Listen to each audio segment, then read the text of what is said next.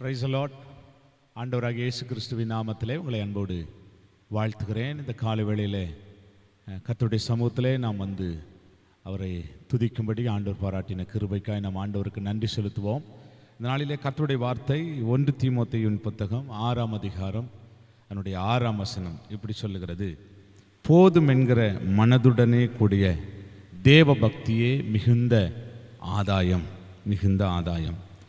நமக்கு ஒரு தேவ பக்தி ஆண்டவர் கொடுத்திருக்கிறார். தேவ பக்தி உள்ள ஜனங்களாகி நம்ம கர்த்தர் தெரிந்தெடுத்து அவருடைய பிள்ளைகளாய் கர்த்தர் மாற்றியிருக்கிறார். நமக்கு ஆண்டவர் எதிர்பார்க்கிற ஒரு நல்ல சுபாவம் போதும் என்கிற ஒரு மனம். போதும் என்கிற ஒரு மனம் நம்முடைய வாழ்க்கையில் தேவ பிள்ளைகளை இந்த போதும் என்கிற மனம் வராமல் போகும்போது தேவையில்லாத முறுமுறுப்புகள் வருகிறது, ஸ்தோத்திரம், கவலை வருகிறது, பயம் வருகிறது, பலவிதமான பாவங்களுக்கு நேராய் அது நம்மை வழிநடத்துகிறது. இந்த போதும் என்கிற மனம் நமக்குள்ளே அது வரும்போது அதுதான் மிகுந்த தேவ பக்தி என்று வேதத்தில் நம்ம வாசிக்கிறோம்.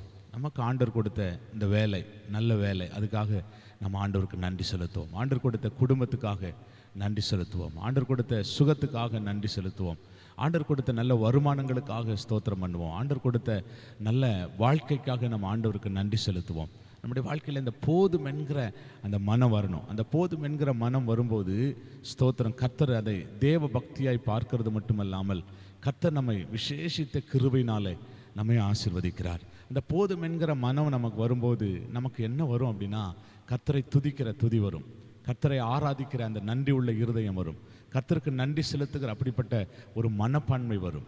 ஆகவே இந்த போதும் என்கிற மனதோடு கூட நாம் வாழ்வோமானால் அதுதான் மிகுந்த தேவ பக்தி. நம்ம ஜெபம் பண்ணலாமா? ஆண்டவரே, நாங்கள் இந்த கால வேளையிலே நாங்கள் உம்மை ஸ்தோத்திரிக்கிறப்பா. போதும் என்கிற அந்த மனம் எங்கள் ஒவ்வொருவருடைய வாழ்க்கையிலும் வரணுப்பா. பல நேரத்தில் ஆண்டவரே, அந்த போதும் என்கிற மனம் வராத அந்த சூழ்நிலையில் நாங்கள் ஆண்டவரை முறுமுறுப்பு வருகிறதப்பா. அந்த முறுமுறுப்பின் நிமித்தம் ஆண்டவரை தேவனுக்கு விரோதமாய் நாங்கள் குறை பேசி விடுகிறோம். கர்த்தாவே, அதை மன்னிக்கணும் ஆண்டவரே. போதும் என்கிற மனதை கர்த்தர் எங்களுக்கு கொடுக்கணும். அப்படிப்பட்ட இருதயத்தை கொடுக்கணும். அப்படிப்பட்ட மனநிலை கர்த்தர் கொடுக்கணும். அப்படிப்பட்ட நல்ல வாழ்க்கையை கொடுக்கணும். கர்த்தாவே, எங்களோடு இடைபடும்படி ஜெபிக்கிறோம். இயேசுவின் நாமத்தில் வேண்டிக் கொள்கிறோம் நல்ல பிதாவே. ஆமேன், ஆமேன்.